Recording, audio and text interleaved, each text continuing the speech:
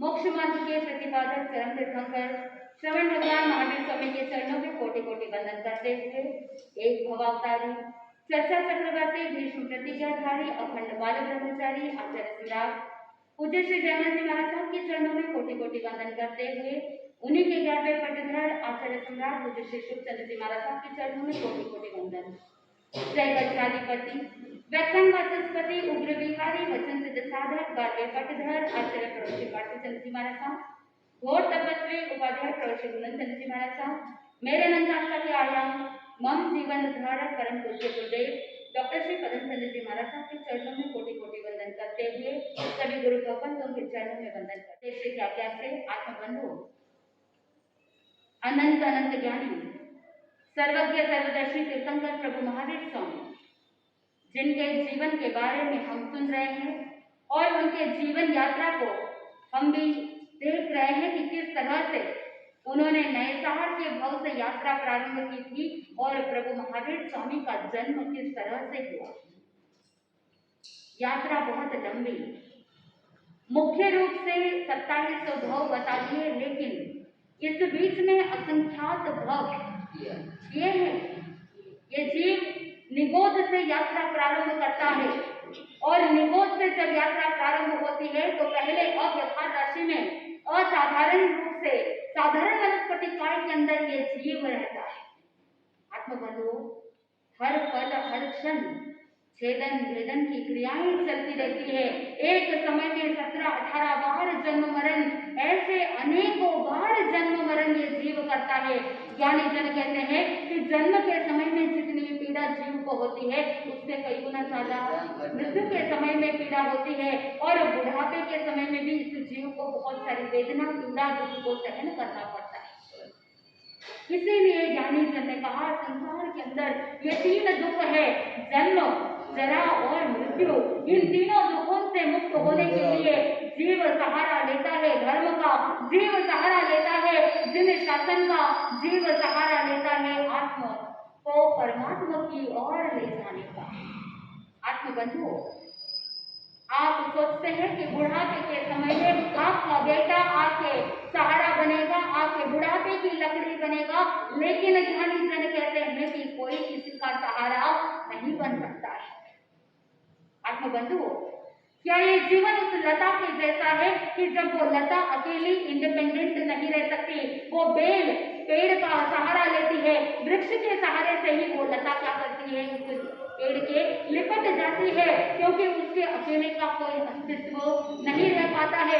अगर उसे व्यवस्थित रहना है, अगर उसे जीवित रहना है, अगर उसे खुशहाल रहना है तो उसे किसका सहारा लेना पड़ता है, उस वृक्ष का सहारा लेना पड़ता है। लेकिन अगर गलत का सहारा ले लिया तो उसके अस्तित्व पर एक प्रश्नवाचक चिन्ह खड़ा हो जाएगा। आत्मबंधु चिंतन कि आप किसका सहारा ले रहे हैं, जो पौद्गलिक है, जो टेम्पररी है, जो जड़ है, जो हमेशा के लिए साथ नहीं देता है, ऐसे का सहारा लेंगे तो जीवन कैसे व्यतीत होगा, आपको स्वयं को चिंतन करना है। अगर कोई साधक धर्म का शरण ले लेवे, अगर कोई साधक जिनवाणी का सहारा ले लेवे और संसार के स्वरूप को जान करके अपने आत्मा पर पूरा विश्वास करते हुए स्वयं स्वतंत्र रूप से अपनी आत्मा को पोषित करता है, तभी वो साधक एक दिन परमात्मा बन जाता है। पालन हर कोई करता है, पोषण हर कोई करता है, लेकिन हर एक व्यक्ति के पालन पोषण में बहुत अंतर होता है। आत्मबंधुओं आपका पालन पोषण आपके माता पिता ने किया और अपने बच्चों का पालन पोषण आप अपने करते हैं। आपने अपने बच्चों का पालन पोषण किया है और आपका पालन पोषण और प्रभु महावीर स्वामी जो जन्मे हैं उनके पालन पोषण में दिन और रात का अंतर है। आत्मबंधु पालन पोषण करने के लिए तो वो पशु पक्षी भी अपने बच्चों का पालन पोषण करते हैं, लेकिन ऐसा पोषण ऐसा पालन हर कोई व्यक्ति हर कोई जीव नहीं कर पाता जो प्रभु महावीर स्वामी के माता पिता ने किया है। आत्मबंधुओं जन्म कल्याण के दौरान हमने सुना कि किस तरह से हजारों देवी देवता सेवा के अंदर रत थे और जिस समय सारा महोत्सव इंद्रों ने कर लिया, उसके बाद माता त्रिशला के पास उस नन्हे मुन्ने से बालक को रख करके चले गए, लेकिन लौटने से पहले 5 देवियों को वहां पर सेवा में नियुक्त किया, 5 धाई माता के रूप में। आत्मबंधुओं, 5 धाई माता होती है, उसमें 5 कार्य सौंप दिए जाते हैं। पहली धाई माता दूध पिलाने वाली, दूसरी धाई माता स्नान कराने के लिए, तीसरी धाई माता वस्त्र आभूषण पहनाने के लिए और चौथी धाई माता क्रीड़ा कराने के लिए, खेलने के लिए, और 5वीं धाई माता गोद में लेने के लिए। आत्मबंधुओं, 5 प्रकार की धाई माता होती है।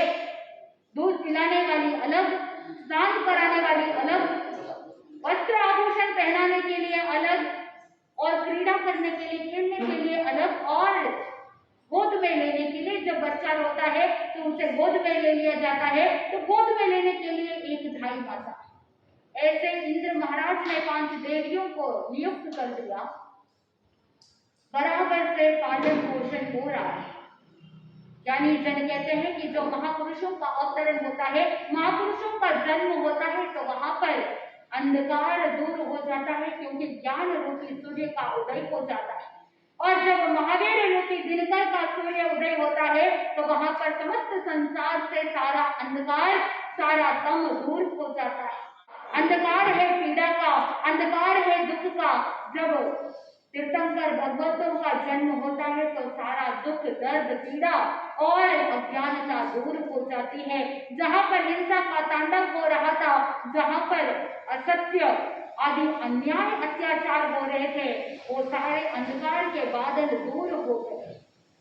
आत्मबंधुओं, इधर 3 ज्ञान के धनी तीर्थंकर, लेकिन फिर भी उन 3 ज्ञान के साथ साथ समस्त प्रकार के भाषा का ज्ञान, व्यवहार का ज्ञान, सब कुछ पता था। अतीत में क्या हुआ, वर्तमान में क्या हो रहा है और भविष्य में क्या होगा, बहुत कुछ जानते थे, लेकिन फिर भी अपने ज्ञान का कभी प्रदर्शन नहीं किया। सब कुछ जानने के बावजूद शरीर बालक के समान था, बुद्धि बहुत तेज, ज्ञान आत्मा के भीतर से प्रकट हो गया। क्योंकि ज्ञानी जन कहते हैं ज्ञान 2 प्रकार के, एक परोक्ष ज्ञान और दूसरा प्रत्यक्ष ज्ञान। परोक्ष ज्ञान वो होता है जो इंद्रियों और मन के माध्यम से विषय का ज्ञान प्राप्त किया जाता है, जानकारी प्राप्त की जाती है, उसे क्या कहा, परोक्ष ज्ञान, इनडायरेक्ट नॉलेज, परोक्ष ज्ञान। आत्मबंधुओं, मति ज्ञान और श्रुत ज्ञान, जहां पर इंद्रियों की सहायता से, मन की सहायता से ज्ञान को प्राप्त किया जाता है।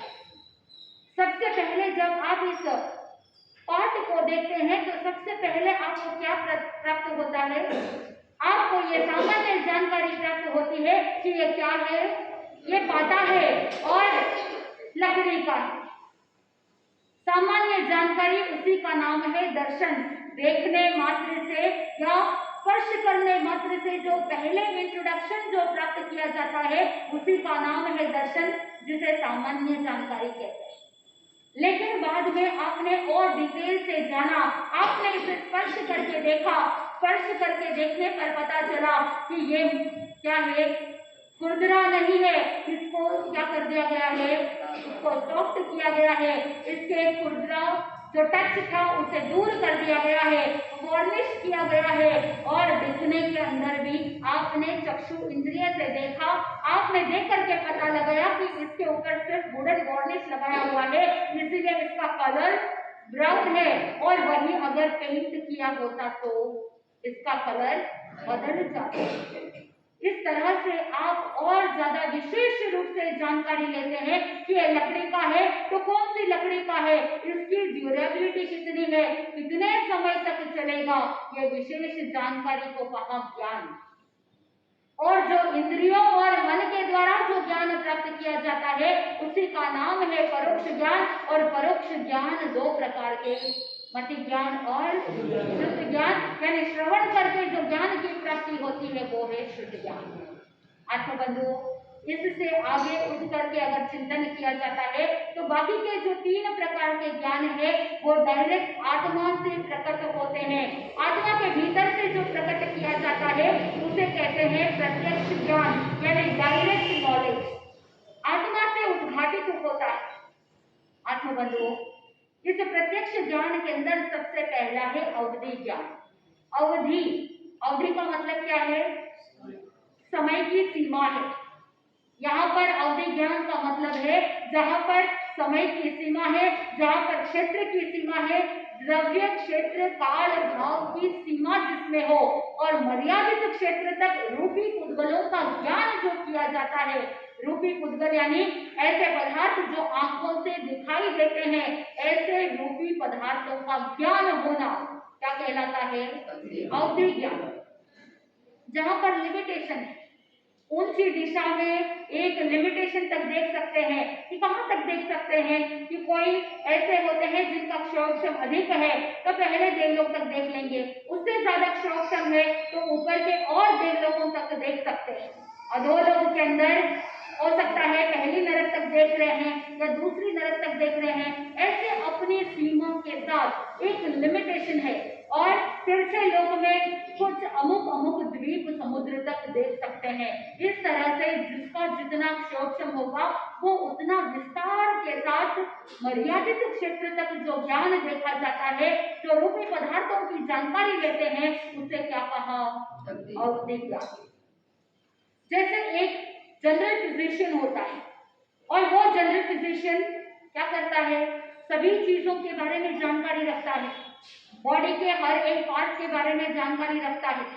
आपके कभी कोई चेस्ट पेन हो गया है तो आप क्या करोगे? सबसे पहले जनरल फिजिशियन के पास जाओगे। उसने देखा अगर गैस की प्रॉब्लम हो गई है या कोई फ्लैटुलेंस है या किसी अलग कारण से सोने का पोस्चर अगर गलत हो गया है और उसकी वजह से अगर प्रेशर पड़ा है तो उसकी वजह से भी चेस्ट पेन हो सकता है। लेकिन अगर कोई हार्ट की प्रॉब्लम हो तो फिर क्या वो जनरल फिजिशियन ट्रीटमेंट देगा? क्या कहेगा वो जनरल फिजिशियन? वो कहेगा कि आप कार्डियोलॉजिस्ट के पास जाओ, हार्ट स्पेशलिस्ट के पास जाओ, हार्ट के एक एक नस के बारे में विशेष रूप से जानकारी रखने वाले कौन? कार्डियोलॉजिस्ट।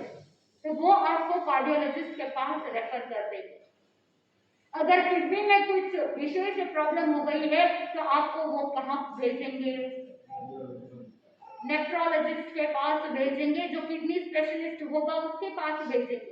और वही अगर ब्रेन में कोई प्रॉब्लम है तो न्यूरोलॉजिस्ट के पास भेज देंगे। अगर पेट के अंदर कोई प्रॉब्लम है, पाचन तंत्र में कोई समस्या है तो वो गैस्ट्रोएंटेरोलॉजिस्ट के पास भेज देंगे। आत्मबंधुओं, ये विशेषज्ञ जो होते हैं, एक्सपर्ट जो होते हैं, वो डिटेल से डीप ज्ञान को प्राप्त कर लेते हैं। और मन संबंधित कोई समस्या हो, आपके इमोशन थॉट पैटर्न्स में कोई प्रॉब्लम हो तो कहाँ भेजेंगे? या तो साइकोलॉजिस्ट के पास भेजेंगे, या अगर नेगेटिविटी ज्यादा है तो साइकियाट्रिस्ट के पास भी भेज सकते हैं। आत्मबंधुओं, ठीक वैसे ही प्रत्यक्ष ज्ञान के अंदर भी एक स्पेशलाइजेशन है, यानी जो मनोवर्गना के पुद्गल है उस मनोगत भाव को जानना, और वही है चौथे प्रकार का ज्ञान, मनोपर्य ज्ञान। यानी मन भी क्या है? मन क्या है? मन दिखाई नहीं देता, लेकिन मनोगत जो भाव चलते हैं उन पुद्गलों को वो मनोपर्य ज्ञानी कैच कर लेते हैं और समझ जाते हैं कि ये क्या सोचने वाला था, क्या सोच रहा है, क्या आगे क्या सोचेगा। वो मनोवर्गना के पुद्गलों को कैच कर लेते हैं। आत्मबंधुओं, आज की जो टेलीपैथी है, वर्तमान में व्यक्ति क्या सोच रहा है वो पता लगा सकते हैं, लेकिन वो तो मति ज्ञान की ही निर्मलता है। लेकिन ज्ञानी जन कहते हैं कि मनोपर्य ज्ञानी जो होते हैं वो मनोवर्गना के पुद्गलों को इतना अच्छे से सूक्ष्मता के साथ कैच कर लेते हैं, उन कुतूहलों को ग्रहण करते हैं, उन कुतूहलों को जानते हैं कि पहले तुमने क्या सोचा था, अभी वर्तमान में तुम क्या सोच रहे हो और आगे किस तरह से कौन से मनोगर्गना के कुतूहलों को ग्रहण करके किस तरह से सोचोगे, इसके बारे में बताने वाले कौन? मनक परियोग। ऐसा विशिष्ट ज्ञान किनको होता है? तीर्थंकर भगवंत जब दीक्षा लेते हैं तो दीक्षा लेने के तुरंत ही उनके अंदर वो कैपेसिटी जागृत हो जाती है, यानी आत्मा से वो ज्ञान प्रकट हो जाता है। हर कोई मनक परियोग ज्ञानी नहीं बन सकता, लेकिन हर एक तीर्थंकर क्या बन सकता है? मनक परियोग ज्ञानी बन सकता है। आत्मबंधुओं, यह चौथे प्रकार का ज्ञान और आगे पांचवें प्रकार का ज्ञान बताया जाता है, जो समस्त रूप से रूपी अरूपी सूक्ष्म बादल सभी प्रकार के कुतूहलों को, सभी प्रकार के मनोगत भावों को और समस्त लोक का ज्ञान प्राप्त करने वाले, अतीत वर्तमान और भविष्य, भूत वर्तमान भविष्य तीनों काल के ज्ञाता, सर्वज्ञ सर्वदर्शी कहलाने वाले, ऐसे समस्त प्रकार के ज्ञान को प्राप्त करने वाले वो केवल ज्ञानी होते हैं। तो वो पांचवा ज्ञान क्या है? केवल ज्ञान। केवल ज्ञान का मतलब क्या है? संपूर्ण रूप से तीर्थंकर भगवंतों के पास संपूर्ण रूप से कंप्लीट नॉलेज है, और हमारे पास क्या है? क्या है? केवल मतलब ओनली, इतना सा। आत्मबंधुओं, कौन सा केवल ज्ञान चाहिए? कंप्लीट नॉलेज चाहिए या इतना सा चाहिए? कंप्लीट चाहिए। हमारा प्रयास उस केवल ज्ञान की ओर है, हमारा प्रयास उस कंप्लीट नॉलेज की ओर है कि हम थोड़ी सी जानकारी लेकर के उसका अहंकार ना करें। वहां पर थोड़ा सा ज्ञान क्या प्राप्त कर लिया, प्रदर्शन कर लेते हैं, थोड़ा सा मत ज्ञान शुद्ध ज्ञान की निर्मलता क्या हो जाती है? इंट्यूशन पावर डेवलप हो जाता है। आपकी पिट्यूटरी पीनियल ग्रंथि इतनी जागृत हो जाती है कि आपको पहले से ही पूर्वाभास होना प्रारंभ हो जाता है। आपको पता चल जाता है कि ऐसा इंसिडेंट होने वाला है। क्या करेंगे? उसका प्रदर्शन करेंगे, या आप कितने बड़े ज्ञानी हैं इसके बारे में पूरे लोगों के पास खोज करेंगे? क्या करेंगे? आत्मबंधुओं, जन्म से तीन ज्ञान के धनी प्रभु महावीर स्वामी जो वर्धमान नाम से पुकारे जा रहे हैं, लेकिन ज्ञान का रंच मात्र भी प्रदर्शन नहीं है, बिल्कुल भी नहीं। और शरीर से वो अभी क्या है? बालक है। शरीर से बालक है, लेकिन आत्म रूप से वो बहुत ज्यादा डेवलप्ड है। उनकी आत्मा ओल्ड सोल है। एक तरफ ऐसी आत्मा होती है जो यंग सोल कहा जाता है, जिसकी यात्रा अभी तक सम्यक सुख की ओर नहीं बढ़ी है, वो यंग सोल है। लेकिन जो ओल्ड सोल हो जाता है, यानी ऐसी आत्मा जो परिपक्व बन जाती है, जिसके अंदर ज्ञान की वो गंभीरता है, जिसके अंदर सम्यक दर्शन की परिपक्वता है, ऐसे ओल्ड सोल कहलाते हैं। जन्म से शरीर से तो बालक है, लेकिन आत्म परिणाम से क्या है? बहुत ही वृद्ध है। अगर कोई आपको कहे कि आप बड़े वृद्ध है, तो आप पसंद करेंगे? पसंद करेंगे क्या? नहीं करेंगे। एक तरफ बूढ़ा होना शब्द है और दूसरी तरफ वृद्ध होना। बूढ़ा होने का मतलब है शरीर जर्जरित हो जाना, मन कमजोर हो जाना, इंद्रियां शिथिल हो जाना, उसे कहते हैं बूढ़े हो गए। तो कोई अगर आपको कहे कि बूढ़े हो गए, तो आपको अच्छा नहीं लगना चाहिए, क्योंकि आपकी इंद्रियां मरते दम तक कैसी होनी चाहिए? इंद्रियां परिपूर्ण होनी चाहिए। इंद्रियां हमेशा सशक्त होनी चाहिए, एक्टिव होनी चाहिए। नहीं तो क्या होता है, जैसे जैसे उम्र बढ़ती है, कानों से पूरा सुनाई नहीं देता, आंखों से पूरा दिखाई नहीं देता, सूंघने के अंदर प्रॉब्लम, खाते हैं तो टेस्ट समझ में नहीं आता, और कोई वस्तु को पकड़ना चाहे तो पकड़ नहीं पा रहे। जवानी में जब धर्म ध्यान करने के लिए कहते हैं, जिनवाणी सुनने के लिए कहते हैं, उस समय आप कहोगे कि अभी तो धन कमाने की उम्र है, धर्म ध्यान बाद में करेंगे, जब रिटायरमेंट आएगा उस समय करेंगे। आत्मबंधुओं, प्रभु महावीर स्वामी उत्तराध्ययन सूत्र के अंदर कहते हैं समयम भोयम मापमाये।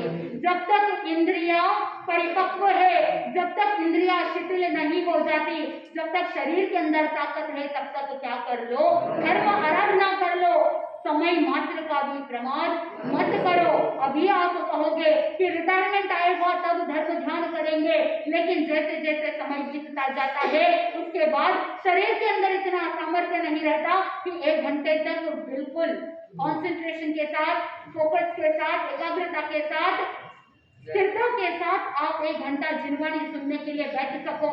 शरीर के अंदर इतनी क्षमता नहीं रहती और कानों के माध्यम से पूरा सुनाई नहीं देता, तो जिनवाणी के शब्द आधे कानों को सुनाई देते हैं, आधे कानों को सुनाई नहीं देते। बुद्धिमत्ता थोड़ी कमजोर हो जाती है तो सुनाई देता है, कभी आधा अधूरा समझ में आता। तो ऐसे बुढ़ापे का धर्म ध्यान काम का है क्या?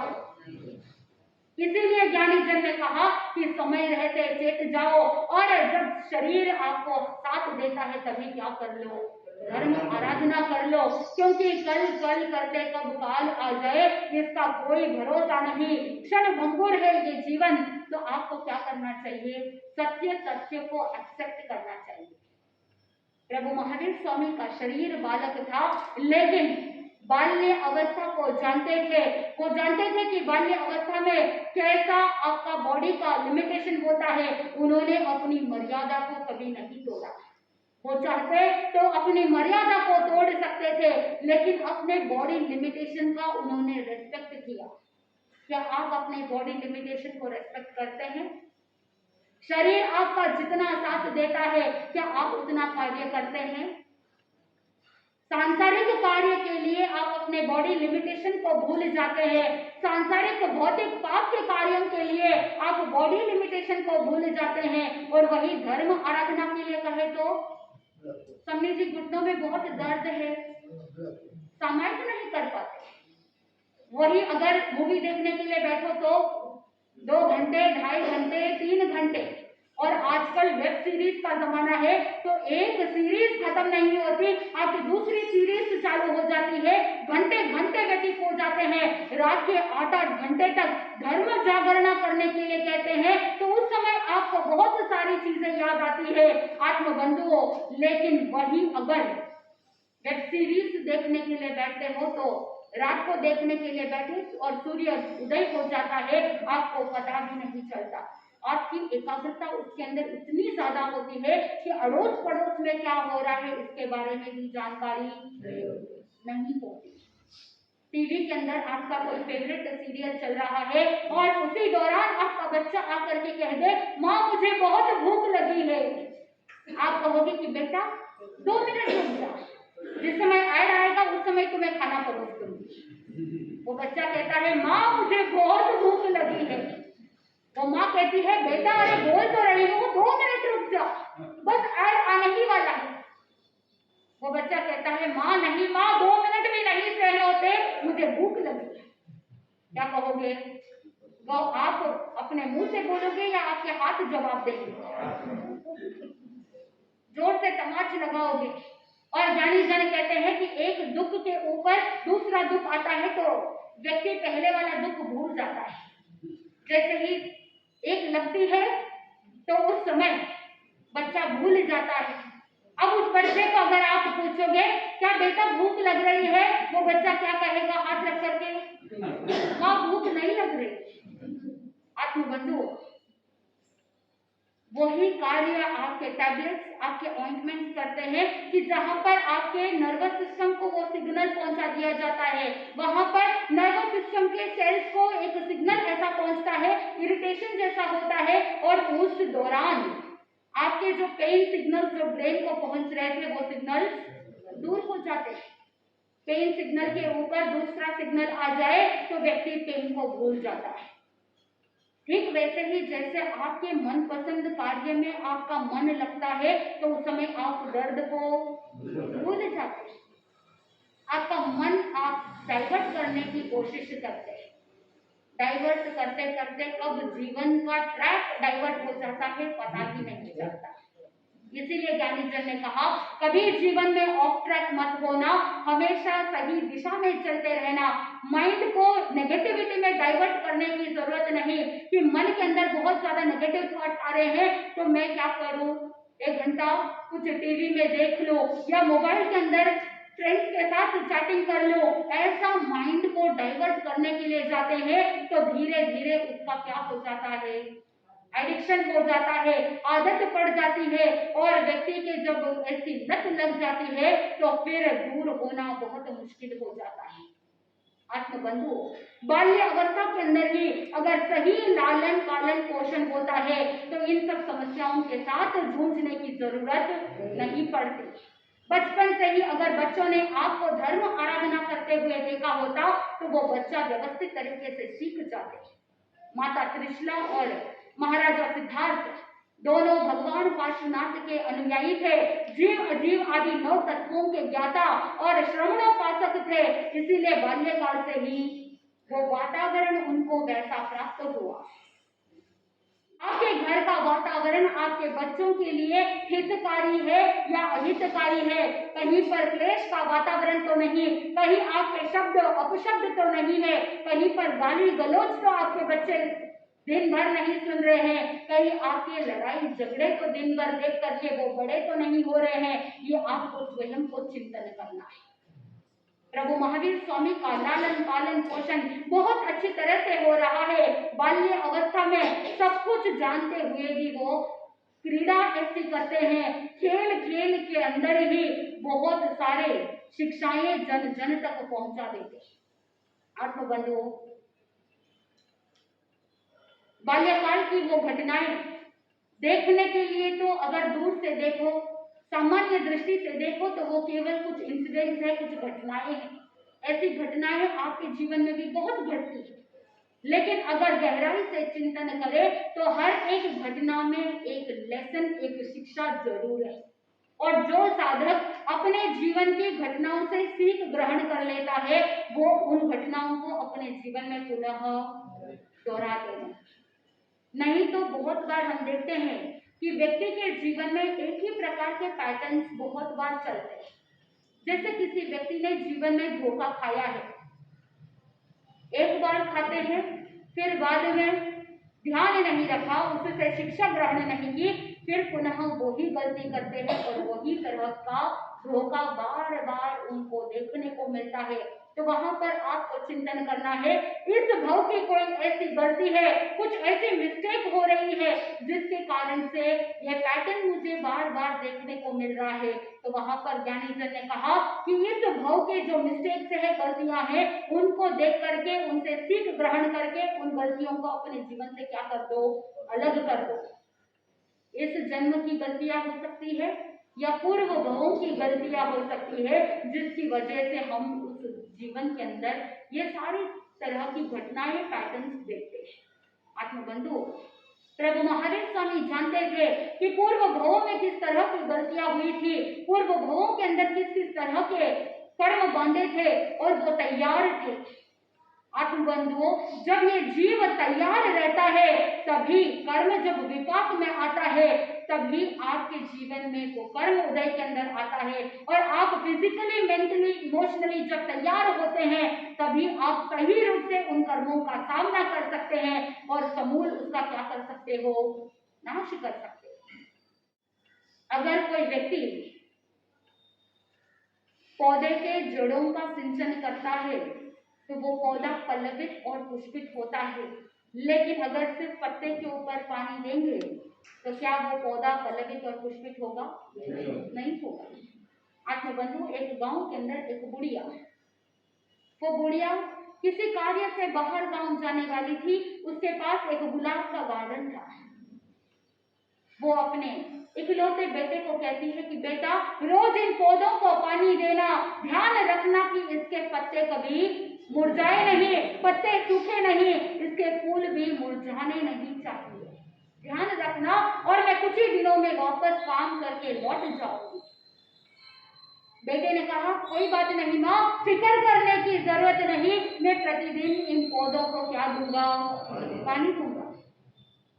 वो बुढ़िया माँ अपने पुत्र पर विश्वास रखते हुए चली गई। तो बंधुओं, इधर पीछे वो बालक रोज पानी लेकर के आता और पानी ला करके रोज उन पौधों को पानी देता। कुछ दिन बाद जब वो माँ लौटी, माँ अपने गुलाब के गार्डन पर जितना भाव रखती थी, उसको अच्छा लगता था। खिले हुए फूल को देख करके उसका चेहरा भी खिल जाता था, क्योंकि प्राकृतिक वातावरण जो होता है वो हर एक व्यक्ति को मनमोहक होता है, व्यक्ति के मन को सुकून देने वाला होता है।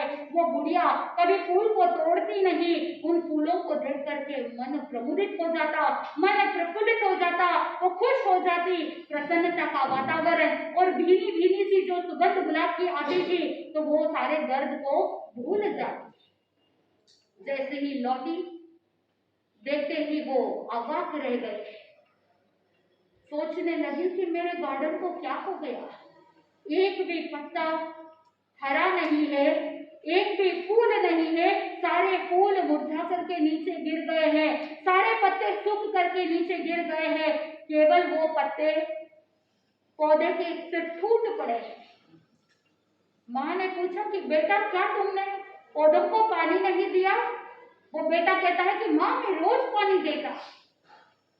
माँ को समझ में नहीं आया। माँ सोचने लगी अगर पौधों को रोज पानी दिया होता तो ये पौधे कभी ऐसे सूखते नहीं। माँ ने पूछा कि तुमने पानी कैसे दिया? तो उस समय वो बच्चा कहता है, वो बालक कहता है, माँ आपने कहा था पौधों को कभी सूखने नहीं देना, पत्तों को कभी सूखने नहीं देना, इसीलिए मैंने हमेशा यही सोचा कि पत्ते गीले रहेंगे तो सूखेंगे नहीं। तो मैंने क्या किया, पत्ते के ऊपर पानी डाला, और जैसे ही पत्तों के ऊपर पानी डाला मैंने सोचा कि ये पत्ते सूखेंगे नहीं, लेकिन पता नहीं क्यों पानी डालने के बावजूद भी ये पत्ते सूख गए।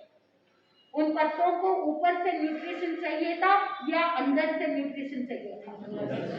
अंदर से न्यूट्रिशन चाहिए था, लेकिन उसे न्यूट्रिशन नहीं मिला। पानी जड़ों में डालना था, लेकिन उसने क्या किया, सिर्फ ऊपर पत्तों पे डाला, इसलिए वो पौधे मुरझा गए। कहने के लिए तो ये बहुत ही साधारण सी बात है, बहुत ही छोटा सा रूपक है, दृष्टांत है, लेकिन इसके अंदर बहुत गहरी बात है। आप तो बंधुओं, आप भी क्या करते हो, क्या करते हो? जड़ों में पानी डाल रहे हैं या सिर्फ ऊपर से छींटे मार रहे हैं? जब भगोने में दूध हो और दूध जब गर्म करते हैं, तो जब दूध उफान आता है तो उस समय आप क्या करते हो? या तो गैस को स्लो करोगे या पानी के कुछ छींटे डालोगे, और जब पानी के छींटे डाल दिए जाते हैं उस ठंडक के कारण से कुछ क्षणों के लिए वो दूध उफान नीचे आ जाता है, लेकिन फिर से जब ताप लगता है तो वो पुनः उफान आ जाता है। चाहे कितनी बार भी पानी के छींटे डाल दो, वो उफान थमने वाला नहीं है। क्या करना पड़ेगा? जो ताप आप दे रहे हैं उसे बंद करना होगा। आत्मबंधुओं, कर्म का ताप लग रहा है इस आत्मा को, और आप क्या कर रहे हो? सिर्फ थोड़े से छींटे डाल रहे हो, कहीं थोड़ी सी एक दो समाई कर ली, कहीं थोड़ा सा कुछ धर्म ध्यान कर लिया, वो कैसा है, छींटे देने जैसा है। और थोड़े से छींटे दे रहे हो तो उतने ही टाइम पीरियड के लिए वो कर्म दबे रहते हैं। जैसे वो दूध का उफान नीचे आया है, कुछ समय के लिए शांत हुआ है, ठीक उसी प्रकार आपके कर्म भी क्या होंगे, कुछ टाइम पीरियड के लिए उपशमित होंगे, लेकिन पुनः जब उफान आता है, कर्म जब ताप लगता है, तो वो कर्म पुनः उदय के अंदर आ जाता है। आप क्या करोगे? छींटे डालोगे या मूल से प्रॉब्लम को सॉल्व करोगे? यहाँ बैठे हो इसीलिए कह रहे हो, मूल से सॉल्व करेंगे, जड़ से उस प्रॉब्लम को उखाड़ करके फेंकेंगे तो जीवन के अंदर समस्या आएगी नहीं। लेकिन इस जीव को तो आदत है पुनः पुनः बार बार वही गलतियां दोहराने की, लेकिन प्रभु महावीर स्वामी का जीव इतने भवों में जो गलतियां की थी उन सभी को अब क्या कर चुके हैं, स्टॉप कर चुके हैं, उन सभी को समाप्त कर चुके हैं। अब नए कर्मों का बंधन नहीं करना है। तो इस बाल्यकाल के अंदर ही ऐसी छोटी छोटी घटनाएं, उन घटनाओं के कारण से ही उन्होंने बहुत बड़ी बड़ी सीख दी। बच्चे जब छोटे होते हैं तो उनके लिए खेलने के लिए क्या लाते हैं? खिलौने लाते हैं। और बच्चों के मन के अंदर भी आपने कैसी फीलिंग कर दी, बेटा ये खिलौना किसका है? अरे बोल तो दीजिए। आप कहोगे बेटा मैंने तुम्हारे लिए ये खिलौना लाया है। पहले से ही आपने उसके साथ मेरेपन का, अटैचमेंट का भाव जोड़ दिया। फिर बच्चा दूसरों के साथ अपने टॉयज शेयर करेंगे क्या? नहीं करेंगे। वही अगर बचपन से आपने सीख दे दी होती, ये खिलौना खेलने के लिए लाया है और शेयरिंग इज केयरिंग, यानी जो भी वस्तु है उसे क्या करना चाहिए? शेयर करना चाहिए। शेयर करने से वस्तु का कोई बिगाड़ होता नहीं। क्या बचपन से ये शिक्षा आपने दी है? पहले से नेगेटिव साइकोलॉजी आपने भर दी है। बेटा मैंने तुम्हारे लिए ये टॉय लेकर के आया। आत्मबंधु, सेठ, बड़े बड़े राजा महाराजा रोज प्रतिदिन राजा सिद्धार्थ के पास भेंट करने के लिए आते, तो महावीर के लिए, वर्धमान बालक के लिए बहुत सारे खिलौने लेकर के आते। उनके मन में किसी भी खिलौने के प्रति कोई अटैचमेंट का भाव नहीं था। दूसरी बात, जब किसी वस्तु का कोई अभाव होता है तो उसके प्रति ममत्व का भाव भी ज्यादा जुड़ता है। वही अगर आपके पास वस्तु, पदार्थ, सामग्री विपुल मात्रा में हो तो आपके मन में अटैचमेंट कम होता है। इसीलिए बड़े बड़े राजा महाराजा एक झटके के अंदर संसार का त्याग कर लेते हैं, सारा धन वैभव संपत्ति का त्याग कर लेते हैं। वही अगर कोई गरीब है, किसी के पास धन का अभाव है, जन्म से, बचपन से लेकर के जीवन पर्यंत तक जिसने अभाव देखा है, उसके मन में उसके प्रति आसक्ति की भावना अमूमन ज्यादा देखने को मिलती है। ये विपरीत दशा सामान्य जनता के अंदर भी देखने को मिलता है। वो बालक और साथ में उस राज परिवार का वो संस्कार, महाराजा सिद्धार्थ की वो उदारता और वर्धमान की समानता की भावना दोनों साथ जुड़ी हुई है। चाहे धनी हो या चाहे निर्धनी हो, चाहे राजा हो या कोई गरीब का बच्चा हो, किसी भी प्रकार के बच्चे हो, किसी के प्रति कोई भेदभाव की भावना नहीं थी। पास पड़ोस के जितने भी बालक होते जो सेम एज के होते, वो राजमहल के अंदर आराम से आ जा सकते थे। ये उदारता थी महाराजा सिद्धार्थ की। समवयस्क जितने भी बालक थे वो राजमहल के अंदर वर्धमान के साथ खेलने के लिए आ जाते। दिन भर जो सैकड़ों दासियां सेवा में रहती, वो भी अपने बच्चों को राजमहल के अंदर लेकर के आ जाते। वर्धमान के साथ सभी बालक खेलते और सायंकालीन जब शाम को घर जाने का समय आता तो उस समय वो सारे खिलौने वर्धमान क्या करते, उन बच्चों को दे करके भेज देते। बचपन से ही देने की भावना, बचपन से ही दान की भावना भीतर से जागृत, ये मौन संदेश है प्रभु महावीर स्वामी का बाल्यकाल से कि कभी जीवन में किसी भी वस्तु के प्रति मोह नहीं रखना। और परिग्रह का सिद्धांत उन्होंने निरूपण किया और बाल्य अवस्था से ही ये शिक्षा जन जन तक पहुंचा दी कि कभी किसी के प्रति कोई आसक्ति, ममत्व की भावना नहीं रखना। काश आपने अपने बच्चों को ऐसी शिक्षा दी होती तो आपके बच्चे मेरा मेरा करते हुए कभी जीवन में अपना अधिकार जमाने की कोशिश नहीं करते। भाई भाई के बीच में युद्ध नहीं होता, चाहे वो वाक युद्ध हो या चाहे प्रॉपर्टी के लिए कोर्ट के अंदर घसीटने की बात हो। भाई भाई नहीं लड़ते अगर आपके जीवन में बचपन से ही बच्चों के अंदर अपरिग्रह की शिक्षा दे दी होती। पहले से ही माइंड के अंदर नेगेटिव फीडिंग आपने कर दी है कि जो आपने धन कमाया है वो प्रॉपर्टी, वो धन आगे चल करके किसको आने वाला है? अरे बोल तो दीजिए। आप बचपन से ही उसके मन में आप भर रहे हैं कि ये सब कुछ तुम्हें ही तो आगे चल करके देखना है, तो बचपन से ही उस बच्चे के मन में रहता है कि ये सब किसका है? मेरा।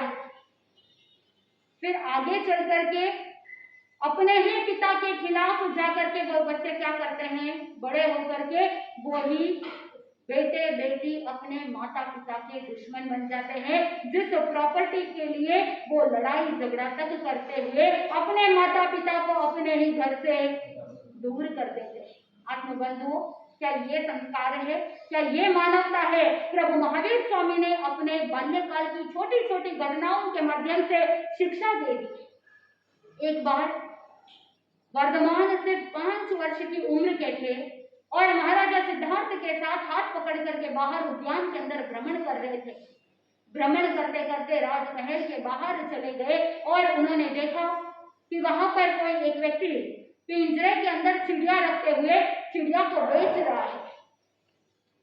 वर्धमान के मन में प्राणी मात्र के प्रति अनुकंपा की भावना, करुणा की भावना, और तुरंत वो वर्धमान अपने पिताजी के पास जिद करने लगे, मुझे वो पिंजरा चाहिए।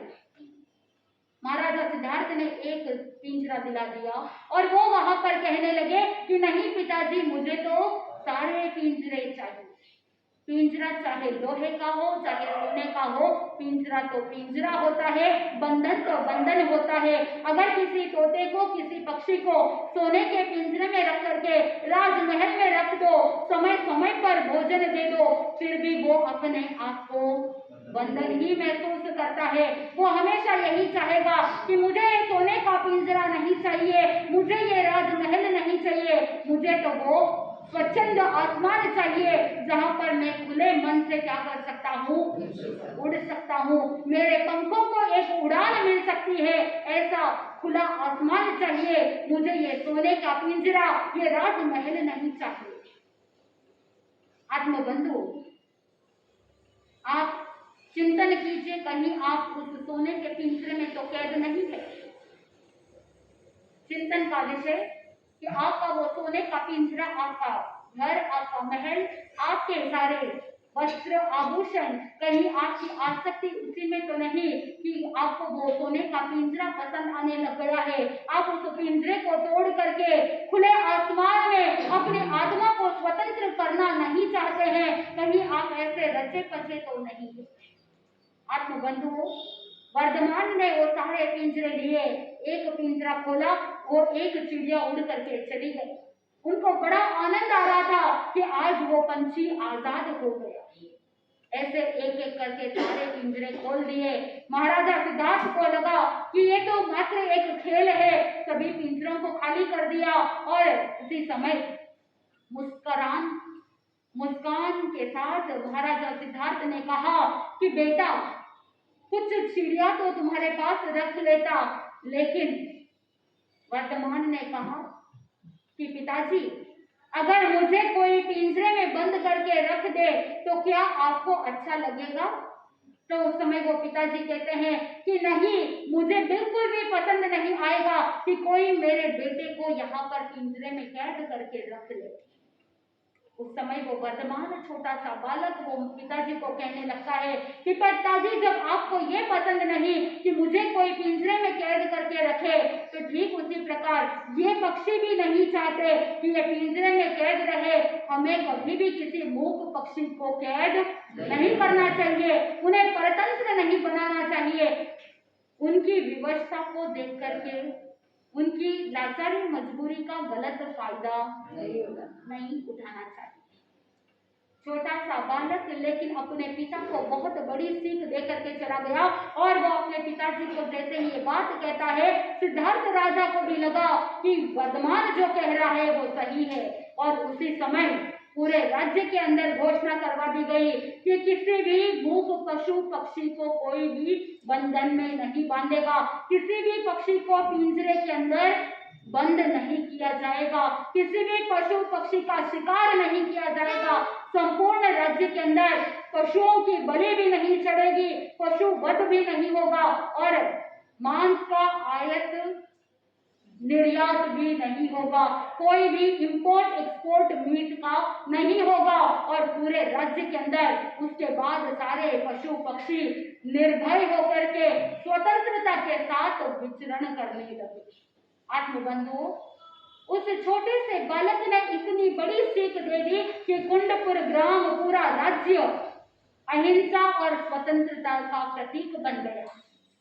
आत्मबंधुओं, आज का समय ऐसा है कि प्रभु महावीर जैसे किसी वीर की आवश्यकता है इस धरती को, कि जहां पर पशु पक्षी भी, वो मूक पशु भी करुण क्रंदन कर रहे हैं कि हमें बचा लो। लेकिन आज स्थिति ऐसी है कि वो पशु पक्षी भी भयभीत है और आम जनता भी भयभीत है। इंसान भी आज निर्भय होकर के विचरण नहीं कर पाता। इंसान इंसान का दुश्मन बन गया है। ये किस प्रकार की अधमता है, ये किस प्रकार की अमानवता है। आत्मबंधुओं, मानव आज मानवता को भूल चुका है, इसीलिए मानव दानव बन गया है। ये धरती भी आज सुरक्षित नहीं है। बड़ी बड़ी बातें की जाती है कि वहां पर व्यक्ति आज इतनी तरक्की कर चुका है, टेक्नोलॉजी इतना आगे बढ़ चुका है, लेकिन ज्ञानी जन कहते हैं कि चाहे विज्ञान कितना भी विकास कर रहा हो, इंसान की विकास का जो क्रम है वो तो बढ़ता ही जा रहा है। इंसान का कोई विकास नहीं हो रहा, मानवता का कोई विकास नहीं हो रहा है। केवल टेक्नोलॉजी के विकास होने से मानव धर्म विकसित नहीं हो सकता है। ये जन जन तक पहुंचने की बात है कि आज मानवता को विकास करने की जरूरत है, मानवता को एक नया आयाम देने की जरूरत है। आज जरूरत है उस महावीर की जो जन जन को अहिंसा का पाठ पुनः पढ़ा देवे, क्योंकि आज इंसान अहिंसा को भूल चुका है। जो साधक अहिंसामय जीवन जीता है वही साधक अपने जीवन को परमात्मा की ओर ले जाता है। एक जीव दूसरे जीव को आत्मा के समान समझता है। हर एक जीव सुख चाहता है। जैसे हम जीना चाहते हैं वैसे ही सभी प्राणी भी क्या करना चाहते हैं, जीना चाहते हैं। चाहे वो पशु पक्षी हो, चाहे वो कोई इंसान हो, हर एक व्यक्ति, हर एक जीव जीना चाहता है। कोई भी जीव दुखी नहीं होना चाहता, कोई भी जीव मरना भी नहीं चाहता। किसी को कोई राइट नहीं है कि कोई किसी के प्राणों की हत्या कर दे। संविधान के अंदर राइट टू ह्यूमन एक्टिविटीज के लिए प्रावधान दे दिया कि ह्यूमन राइट्स ये है, इंसान की ये अधिकार है, इंसान को, मानव को अधिकार दे दिए। लेकिन उन अधिकारों के अंदर कहीं भी ऐसा राइट नहीं दिया गया कि किसी मूक पशु की हत्या कर दो। किसी को ये राइट नहीं दिया कि किसी इंसान का मर्डर कर दो। ये राइट किसी को नहीं। किसी के प्राणों का घात कर दो, ऐसा राइट संविधान देता नहीं। तो फिर इंसान क्यों अपनी मानवता को भूल करके दानव बना बैठा है। आत्मबंधुओं, आज रोम रोम के अंदर प्राणी मात्र के प्रति करुणा की भावना को जागृत करने का लक्ष्य होना चाहिए। तो शुरुआत स्वयं से करना है। जैसे प्रभु महावीर स्वामी ने भी अपने बाल्यकाल से ही क्या किया था, चैरिटी बिगिंस फ्रॉम होम, यानी अपने घर से, अपने परिवार से ही उन्होंने क्या किया, चैरिटी का प्रारंभीकरण किया। तो आप क्या करते हो, दान देने के लिए, नेम फेम के लिए आप जगह जगह पर लाखों करोड़ों रुपए का दान दे देते हो। लेकिन साथ में याद रखो, जो जरूरतमंद है, जो साधारण भाई है, उसके लिए भी क्या करो। अपने घर के अंदर भाई को तो संभाला जाता नहीं, माता पिता को संभाला जाता नहीं, और बड़े बड़े सोशल एक्टिविटीज के लिए आप चले जाते हो। तो सबसे पहले कहाँ से शुरुआत करो, अपने घर से शुरुआत करो। घर से चैरिटी का प्रारंभीकरण करो, और घर के अंदर ही बाल्यकाल से बच्चों के अंदर लेने की भावना नहीं, हमेशा क्या करो, देने की भावना डालो। अगर तुम्हारे पास एक से बढ़कर के ज्यादा वस्तु है तो उसे क्या करो, जरूरतमंद को देने की भावना रखो। ऐसी शिक्षा, ऐसे संस्कार अगर आप अपने बच्चों को देंगे तो वहां पर आपके बच्चों का भविष्य भी सुरक्षित रहेगा और साथ में आपका भविष्य भी सुरक्षित रहेगा। नहीं तो बचपन से अगर सिर्फ लेने की भावना ही रखी तो वहां पर आपके पास जो आपका स्वामित्व का है वो भी क्या हो जाएगा, क्या हो जाएगा, यानी आप अपने ही पैरों पे कुल्हाड़ी मार रहे। कहावत है ना, आप बैल मुझे मार, आप वही कार्य कर रहे हैं। चिंतन करने का विषय, आज हर एक व्यक्ति को संस्कारित होने की जरूरत है। जहां पर प्रभु महावीर स्वामी ने बाल्यकाल से ही ये शिक्षाएं जन जन तक पहुंचा दी। एक बार खेलने के लिए जब बच्चे राजमहल के अंदर आए थे, उस दिन राजा सिद्धार्थ का जो महल था वो 7 मंजिलों वाला महल था, और 7 मंजिलों वाले महल में माता त्रिशला नीचे थी और राजा सिद्धार्थ 7वें मंजिल पर थे और सहयोग वर्धमान उस दिन 4थे मंजिल पर थे। बहुत छोटी सी घटना है। बालक आए, माता त्रिशला को पूछा कि माता वर्धमान कहाँ है? माँ ने कहा कि वर्धमान ऊपर है। कहाँ है? ऊपर है। अब वो बालक चढ़ते गए, सीढ़ियां चढ़ते गए और चढ़ते चढ़ते पता ही नहीं चला 7वें मंजिल तक पहुंच गए। और जैसे ऊपर गए वर्धमान नजर नहीं आए और कौन नजर आए? राजा सिद्धार्थ नजर आए और वो बालक कहने लगे महाराज वर्धमान कहाँ है? सिद्धार्थ राजा ने कहा कि वर्धमान नीचे है। अब माँ कहती है वर्धमान ऊपर है और पिता कहते हैं वर्धमान नीचे है। ढूंढते ढूंढते आखिर 4थे मंजिल पर वर्धमान मिल गए। अब वो सारे बालक कंप्लेंट करने लगे, अरे तुम्हारे माता पिता अजीब है। माँ कहती है तुम ऊपर हो और पिता कहते हैं तुम नीचे हो, हमें समझ में ही नहीं आ रहा है, आज बहुत ऊपर नीचे हो। वर्धमान कहता है कि माता जो बोलती है वो सत्य है और पिताजी जो बोलते हैं वो भी सत्य है और इसी सत्य को तुम्हें समझना है, क्योंकि माता नीचे है तो उसकी अपेक्षा से मैं क्या हूँ? ऊपर। पिताजी ऊपर है तो पिताजी की अपेक्षा से मैं क्या हूँ? नीचे। तो माँ भी राइट है और पिताजी भी राइट है, दोनों सही है। इसी सापेक्ष चिंतन को समझना है। उस बाल्यकाल में उन सभी बालकों को प्रभु महावीर स्वामी ने उस बाल्यकाल में वर्धमान ने अनेकांतवाद का सिद्धांत सिखा दिया। और अगर आप अपने जीवन में इस सिद्धांत को अनुसरण करेंगे तो घर के अंदर प्रॉब्लम रहेगी नहीं। सासू जी किस अपेक्षा से बोल रहे हैं और बहू किस अपेक्षा से समझ रही है, दोनों सेम होना जरूरी नहीं है। सासू जी अपनी अपेक्षा से सही हो सकते हैं, बहू अपनी अपेक्षा से सही हो सकती है। उसी का नाम है अनेकांतवाद। इस बाल्यकाल में ही प्रभु महावीर स्वामी ने अहिंसा, अपरिग्रह और अनेकांतवाद के सिद्धांत का निरूपण कर दिया। सुनने के लिए तो ये छोटी छोटी घटनाएं हैं, लेकिन बहुत बड़े बड़े सत्य का उद्घाटन यहाँ पर किया जाता है। तो इस गहराई को समझ जाते हैं तो अपने जीवन में भी ये सारे सिद्धांत अगर रूटीन में आ जाए, केवल सुनने के लिए नहीं, आपकी जीवन की हर एक एक्टिविटी में ये सिद्धांतों का अनुसरण हो सकता है। अगर सासू जी ने कभी आपको कुछ जोर से बोल भी दिया तो आपके मन में ये सोचना, अगर आपकी गलती है तो तुरंत माफी मांग लेना, सॉरी बोल करके एक्सेप्ट कर लेना। लेकिन अगर कभी गलती नहीं है तो आपके अंदर अहंकार नहीं होना चाहिए कि मेरी गलती नहीं है तो फिर मैं क्यों सुनूं। सोचते हैं कि नहीं सोचते? मन में आ जाता है कि मेरी कोई गलती नहीं, फिर भी कोई आकर के सुना करके चला गया। मन के अंदर वो अनेकांतवाद का सिद्धांत रखना, गलती इस जन्म की हो सकती है, इसी भाव की हो सकती है या किसी और भाव की गलती हो सकती है। क्योंकि ज्ञानी जन कहते हैं, ठाणाक सूत्र के अंदर कहा जाता है, इस भाव के कर्म इसी भाव में उदय में आ सकते हैं, इस भाव के कर्म पर भाव में उदय में आ सकते हैं और पूर्व भाव के कोई कर्म इस भाव में उदय में आ सकते हैं और पूर्व भाव के कोई कर्म पर भाव में कभी उदय में आ सकते हैं। किस जन्म के किस भाव के कर्म इस जन्म में उदय में आए हैं ये पता नहीं। इसीलिए मन के अंदर सापेक्ष चिंतन रखना और पॉजिटिव सोच रखना, शायद मेरी गलती इस जन्म की नहीं, किसी और जन्म की कोई गलती होगी, इसीलिए उस समय सुनाया नहीं था, अब सुनाने का अवसर मिला, अब कर्म उदय के अंदर आए हैं, इसीलिए क्या किया, सुना करके चले गए। तो अपने ही कर्मों को दोष देना, फिर बाद में कोई अशांति मन में होगी क्या? नहीं होगी, क्योंकि आपको पता है कि कर्म सिद्धांत को जानना है और कर्म सिद्धांत को जानने के बाद उसके अनुसार अगर अनुसरण करेंगे तो जीवन में कभी कोई प्रॉब्लम नहीं आएगी।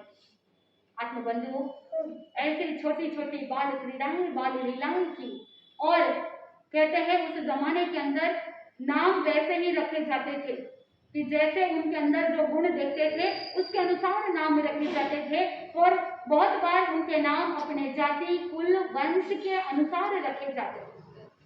बहुत से ऐसे नाम होते जो माता के पीछे रखे जाते थे। आगमों के अंदर उदाहरण मिलता है कि जैसे थावत्सा पुत्र है, माँ थावत्सा का वो बेटा था, इसीलिए बेटे का नाम क्या रखा गया? थावत्सा पुत्र, यानी उनकी माता का नाम क्या है?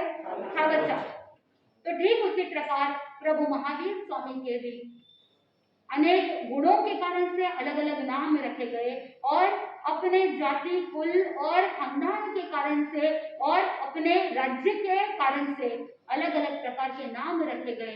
किस तरह से राजा सिद्धार्थ की ख्याति जन जन तक फैली हुई थी। राजा चेतक की बहन रानी त्रिशला, वो भी कितनी प्रसिद्ध थी और कितनी गुणवान थी, जिसके कारण से वो सारे संस्कार भीतर आ गए थे वर्धमान के अंदर, और वही वर्धमान आगे चल करके वीर, महावीर, अतिवीर बन जाता है। अलग अलग प्रकार के नाम उनको प्राप्त हो जाते हैं। तो हम भगवान महावीर स्वामी के जीवन को सुन रहे हैं, किन किन कारणों से उनको अनेक प्रकार के नाम प्राप्त हुए।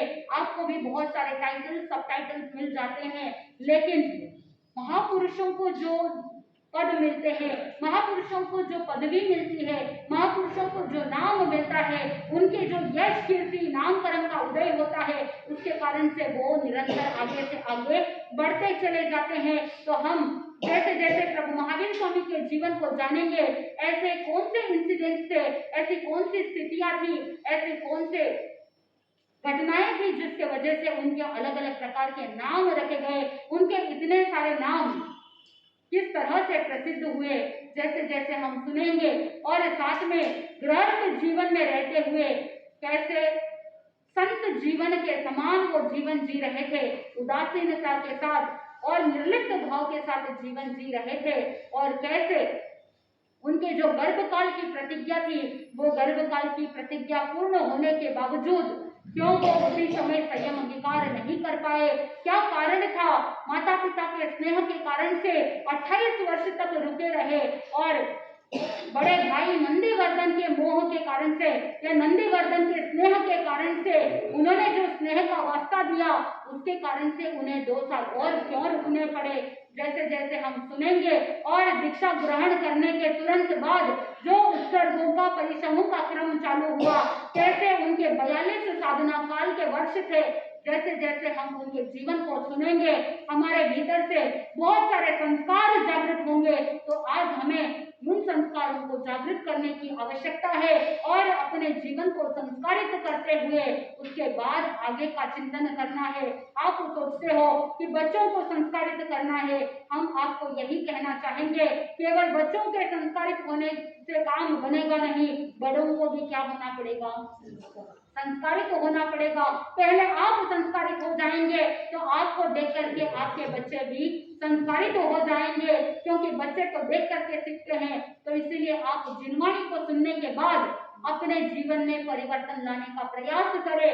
जिनवाणी जब आप सुनते हो तो उस समय सिर्फ सुनने के लिए मत सुनिए, वहां पर बहुत गहराई से अपने जीवन को एनालाइज करते हुए सुनिए कि ये घटनाक्रम मेरे जीवन को कितना इफेक्ट करता है, ये घटनाक्रम, ये जिनवाणी, ये प्रभु महावीर स्वामी का जीवन, इसके अंदर जो जो घटनाएं घटित हो रही है, कहीं मेरे जीवन में भी इसी प्रकार की घटनाएं तो नहीं घट रही है। मैंने क्या सीख प्राप्त की है, मैंने अपने जीवन में किस तरह की शिक्षाएं प्राप्त की है, मैंने सीख ली या नहीं ली, या बार बार मैं जीवन में ठोकर खा रहा हूँ, इन सब का चिंतन आपको करना चाहिए। क्योंकि जिनवाणी के अंदर वो ताकत है कि आपके जीवन को परिवर्तन कर सके। लेकिन चाहिए क्या कि आप एनालाइज करो, चिंतन करो। जिनवाणी सुनने के बाद उस पर आप चिंतन मनन करेंगे तो आपके जीवन में शुभ परिवर्तन आएगा और आपके जीवन में खुशहाली छाएगी, आपका जीवन मंगलमय होगा। इसी मंगल भावना के साथ घड़ी के अंदर भी समय हो रहा है। आनंद